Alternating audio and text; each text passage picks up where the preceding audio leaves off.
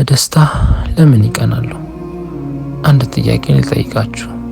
ችግር ሲገጥማችሁ አይዞህ እያሉ ከጎናችሁ የነበሩ ሰዎች ድንገት ነገሮች ተስተካክለውላችሁ ደስተኛ ስትሆኑ ለምን ፊታቸው እንደሚቀየር አስባችሁ ታውቃላችሁ? ይህ በጣም ትልቅና ብዙ ሰው የሚጋራው ስሜት ነው። የሰው ልጅ ተፈጥሮ ካልተገራ በቀር የሌላውን ሰው ውድቀት ወይም ሐዘን ለራሱ እኔ ይሻላለሁ የሚል ስሜት ስለሚፈጥርበት ለመስማት ይቀለዋል። በአንጻሩ የሌላውን ሰው ደስታ ወይም ስኬት የራሱን ጉድለት ወይም አለመኖር ስለሚያስታውሰው ሐሰድ ወይም ምቀኝነት ይፈጥርበታል። በረከት ባለበት ቦታ ሁሉ ምቀኝነት አይጠፋም። አንድ ሰው ሐዘን ውስጥ ሲሆን የሚቀናበት ነገር የለም። ነገር ግን ደስታ ወይም ጸጋ ኒዕማ ሲመጣ የሰዎች ልብ ሊሸፍት ይችላል። ረሱል ሰለላሁ ዐለይሂ ወሰለም ይህንን በተመለከተ እንዲህ ብለዋል።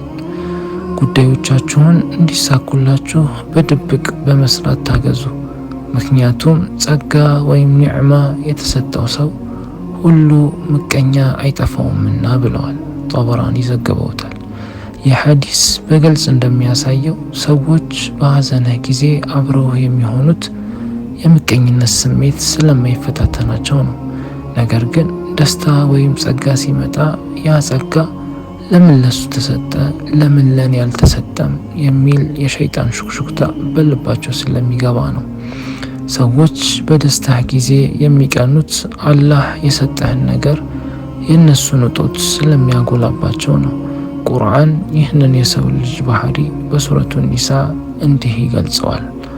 አላህ ከችሎታው በሰጣቸው ነገር ላይ ሰዎች ይመቀኛሉን?